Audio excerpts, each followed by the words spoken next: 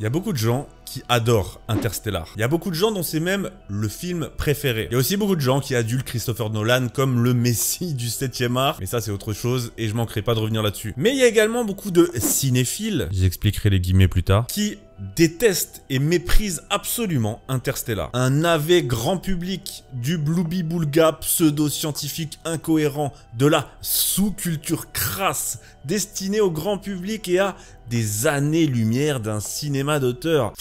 Bon, après, il y a quand même un mec qui a dit « Je suis en train d'essayer de m'envoyer des messages via la gravité pour me convaincre de ne pas aller voir le film, mais en vain. »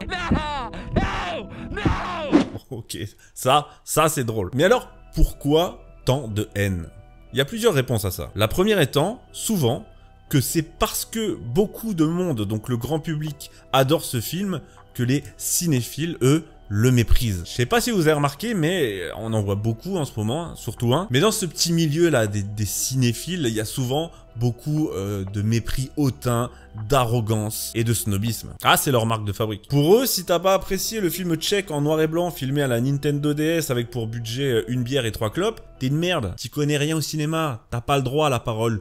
Tu te tais. Alors moi, je me revendique pas cinéphile, hein, voilà, j'aime bien le cinéma, j'aime bien parler des films que j'aime, j'en fais pas des caisses, basta. Et c'est donc avec cet état d'esprit, dans cette optique, que je vais aujourd'hui vous parler d'Interstellar, mais pas que, vous allez voir. Est-ce que c'est le film le plus surcoté de sa catégorie, un film pseudo-scientifique, grand public, destiné aux gueux comme vous et moi, donc forcément un navet. On va voir ça et on va y mettre les formes.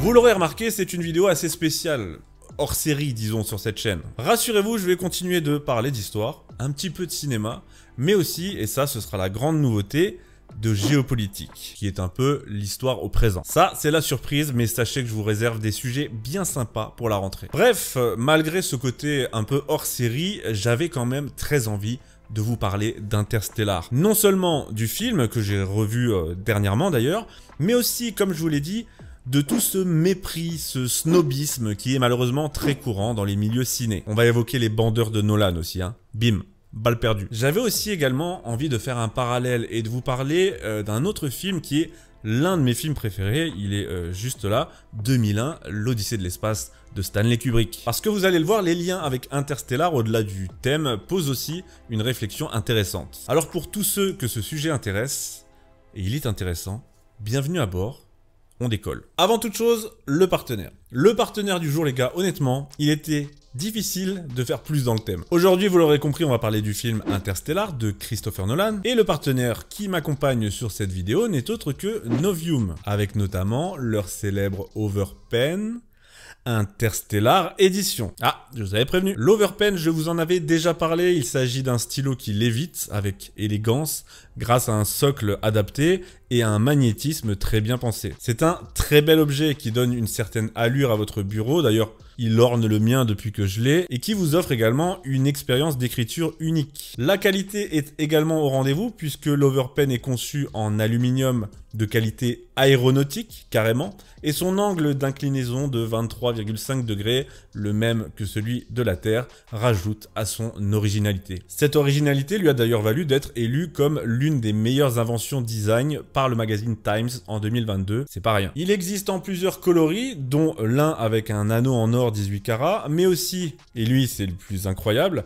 l'Overpen contenant un véritable éclat de météorites datant de plus de 4,56 milliards d'années. Pour les fans d'astronomie, d'espace et de conquête spatiale comme je le suis, c'est parfait, et d'ailleurs je l'utilise vraiment tous les jours. Mais c'est parfait également pour tous ceux qui apprécient les belles choses ou qui voudraient trouver un cadeau vraiment original et qui ait du sens. Je vous encourage donc vivement à vous rendre sur leur site pour découvrir l'Overpen, mais aussi toutes ses variantes, parce qu'il en existe d'autres. Par exemple, vous pourrez trouver une version future 2 en 1 avec plumes et rollers interchangeables. Très sympa elle aussi. Et sachez enfin qu'avec le code Christopher, vous pourrez bénéficier de 10% de réduction sur votre commande. Merci encore à Novium de soutenir cette chaîne. Maintenant on retourne à Interstellar, le film cette fois. Alors, première critique de ces haters snobs à l'attention du film.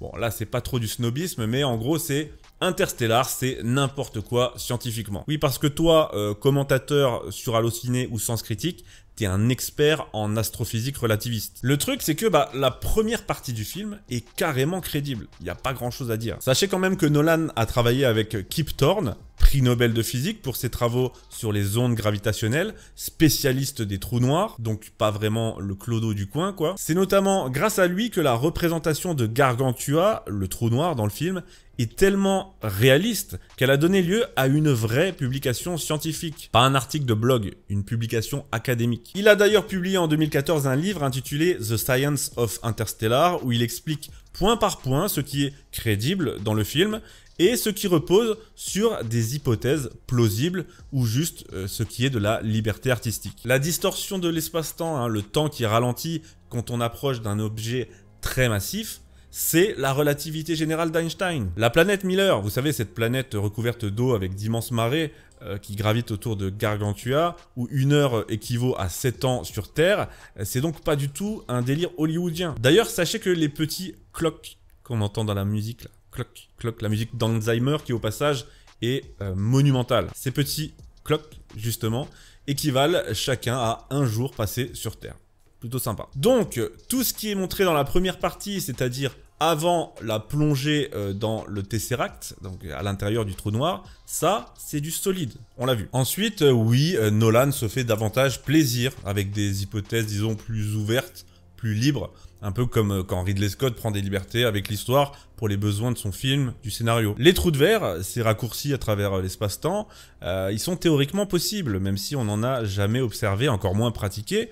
La gravité qui transcende le temps, ça aussi, c'est théoriquement possible. Tout ça, ça se discute, mais ça reste dans la catégorie des spéculations plausibles en physique théorique. Même concernant les critiques, et elles sont nombreuses sur les paradoxes temporels, là aussi, ça peut se discuter et s'expliquer. Dans Interstellar, il n'y a pas vraiment ce paradoxe de retour vers le futur, vous savez, je vais tuer mon grand-père, donc je ne naîtrai pas. Mais si je ne nais pas, je ne peux pas aller tuer mon grand-père. Dans Interstellar, le temps n'est pas linéaire.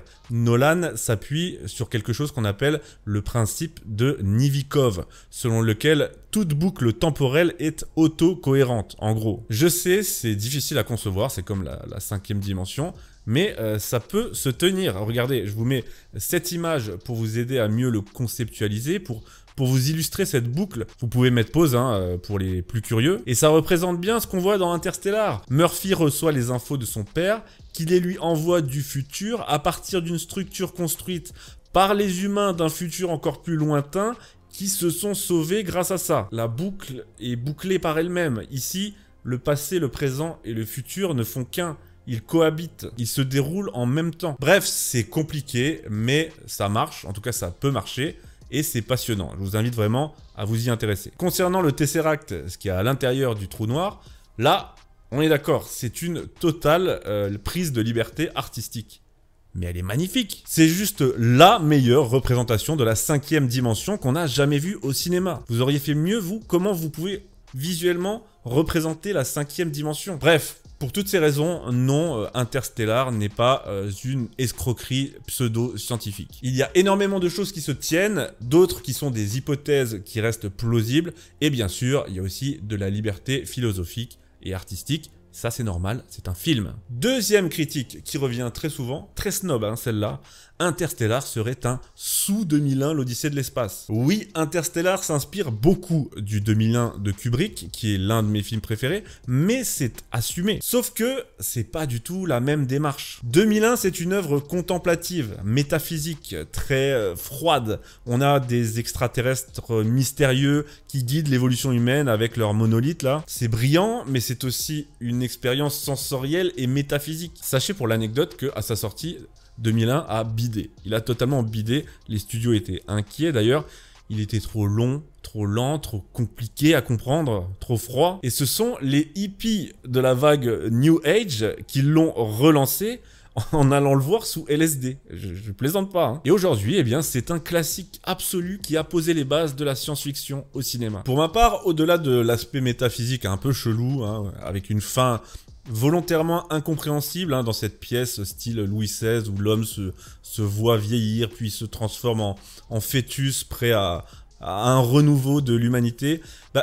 J'adore la réflexion autour de l'outil. Dans 2001, ça tourne beaucoup autour de l'outil et par l'homme qui se retrouve dépassé par sa création. On passe du tout premier outil, hein, dans cette scène avec les humains primitifs, un os, le tout premier outil de l'humanité, avec cette ellipse fantastique où l'os qui tournoie devient l'outil ultime, c'est-à-dire le vaisseau spatial. Puis l'homme perd le contrôle de cet outil, hein. On voit le stylo qui flotte dans le vaisseau, et puis dans l'espace, il redevient une sorte d'enfant, un Homo Galacticus qui doit tout réapprendre, à manger de la bouillie, aller aux toilettes, jusqu'à perdre totalement, puis reprendre le contrôle de son outil sur HAL, l'IA qui gère le vaisseau. Bref, j'adore, il y a plein de niveaux de lecture dans 2001, c'est génial. Interstellar, c'est différent, c'est moins prétentieux métaphysiquement, mais surtout, Nolan place l'humain au centre de son récit. Il n'y a pas d'entité supérieure qui vienne nous guider. Ce sont les humains du futur qui viennent sauver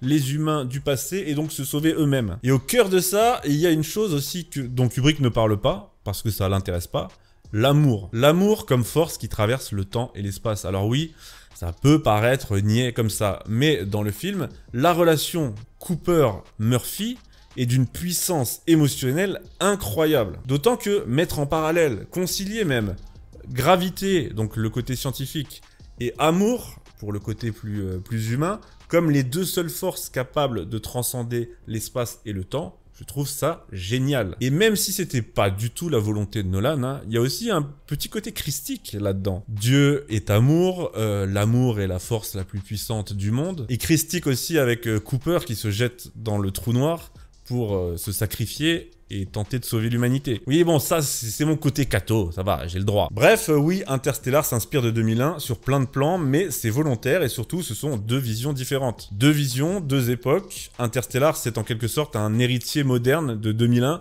adapté à notre temps, plus accessible au grand public, mais pas moins génial. C'est pas un sous 2001. Enfin, si, mais disons que c'est un 2001 plus adapté à notre génération. C'est un 2001 qui nous parle davantage, et perso, je vois pas le problème. Petite parenthèse, parce que je sais que certains vont avoir tendance à m'accuser, peut-être trop hâtivement, d'être un fanboy de Nolan. Non, non. Je suis pas du tout un bandeur de Nolan. Pour tout vous dire, j'aime pas trop Christopher Nolan. Enfin, de moins en moins en tout cas. Nolan est extrêmement surestimé, je trouve, et il se surestime lui-même, du coup. C'est un peu comme Kojima dans le jeu vidéo. Et surtout, il a cette obsession de croire que faire du compliqué, c'est du génie. Que tordre le temps dans tous les sens et faire en sorte que le téléspectateur comprenne rien, on l'a vu avec Tenet, c'est la chose à faire pour être un grand réalisateur incompris. Non, c'est juste chiant. Perso, je n'aime à vrai dire que deux de ses films. Hein. The Dark Knight, parce que c'est Batman, et puis Interstellar. Ça s'arrête là. Memento, j'ai pas vu, j'avoue, mais il faut que je le voie. Mais le reste... Mais. Donc non, je suis pas du tout en train d'ériger Nolan au rang de grand maître du cinéma. J'ai d'ailleurs hâte de voir ce que va donner son Iliade, mais j'ai peur. Mais son Interstellar, lui, pour le coup, bah, c'est un grand film où il n'en fait pas trop. Dernière critique, certainement la plus snob, Interstellar, c'est grand public, donc c'est de la merde. Alors là, on touche au sublime, parce que pour ces gens-là, hein, les fameux cinéphiles, tout ce qui plaît à un grand nombre, c'est forcément suspect. Comme si l'art, le beau, devait être réservé à une élite qui aime se tirer la nouille sur des plans fixes de 10 minutes, sous-titrés en serbo-croate. Oui, Interstellar est un film grand public, indéniable. Oui, il a eu un énorme budget et il a cartonné au box-office. Et alors ? Tant mieux si ça a plu aux gens et que dans le même temps, ça leur a permis de mettre un pied, alors certes très vulgarisé, dans la physique, dans l'astrophysique et dans une réflexion sur l'avenir de l'humanité. Moi, j'ai juste pas trop aimé le discours, disons, écolo, moralisateur là dans le film, même si je suis pas sûr à 100% qu'on soit fait. J'adore la conquête spatiale, hein, j'adore vraiment ça me passionne.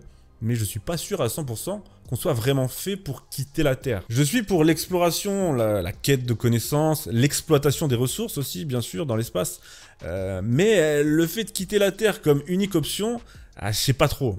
Pas pour l'instant, en tout cas. Bref, certains critiques se complaisent à mépriser ce film, hein, certainement parce que ça flatte leur ego et qu'ils se disent oh, c'est trop mainstream. Résultat, je trouve qu'il passe à côté d'un grand film juste pour se donner un air supérieur. Écoute, GG, hein, Grand bien de face, mon grand. Alors, résumons. Interstellar prend quelques libertés, oui, mais il reste crédible scientifiquement, notamment grâce à Kip Thorne et aux théories de la relativité. C'est un héritier moderne de 2001 avec une approche différente mais tout aussi valable. Je ne suis pas un adorateur de Nolan, mais ce film-là, lui, a su me plaire et me convaincre. Et enfin, les cinéphiles snobs qui le méprisent au nom du réalisme, de Saint Kubrick ou de l'intérêt du grand public, retournez voir vos films courts-métrages péruviens et surtout, allez bien vous faire cuire le fiac. Pour résumer, Interstellar n'est peut-être pas un chef-d'œuvre absolu ou une référence ultime comme 2001, mais il n'en reste pas moins un grand film. Interstellar n'a pas besoin d'être parfait,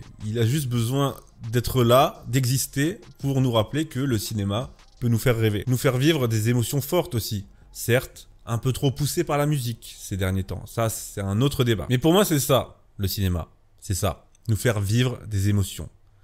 Et à mon avis, sur ce plan-là, Interstellar a parfaitement rempli sa mission. Est-ce que cette vidéo vous a plu? Déjà, j'espère que vous avez passé de bonnes vacances. Je vous souhaite à tous une bonne rentrée. Est-ce que cette vidéo un peu ovni vous a plu? Cette réflexion aussi, parce qu'on sort carrément de la thématique de la chaîne.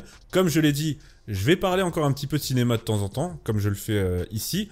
Mais rassurez-vous, je vais rester sur l'histoire. Et maintenant, je vais enclencher aussi sur la géopolitique. Et quand je dis géopolitique, je parle surtout de la puissance française. La puissance française dans le monde, j'ai beaucoup de sujets qui arrivent, qui vont vous plaire, j'en suis sûr. Dites-moi ce que vous pensez de tout ça en commentaire. Je remercie encore mon sponsor, Novium, parfaitement dans le thème. Vous retrouverez l'Overpen Interstellar Edition ainsi que tout le reste de leur catalogue sur leur site. Et n'oubliez pas qu'avec le code Christopher, vous aurez 10% de réduction. Le lien est en description. Abonnez-vous à cette chaîne si vous souhaitez me soutenir et si le contenu vous plaît. On est à ça des 150 000, donc par avance merci. Et je vous rappelle également pour finir, et pour ceux que ça intéresse, que non seulement vous pouvez me suivre sur Twitch, parce que je vais reprendre les lives sur Twitch, on a beaucoup de choses à faire, hein, des jeux historiques notamment, et des reacts, mais aussi que en cette rentrée, mes cours d'histoire en ligne sont à moins 50%. Là aussi, vous retrouverez toutes les infos dans la description. Merci,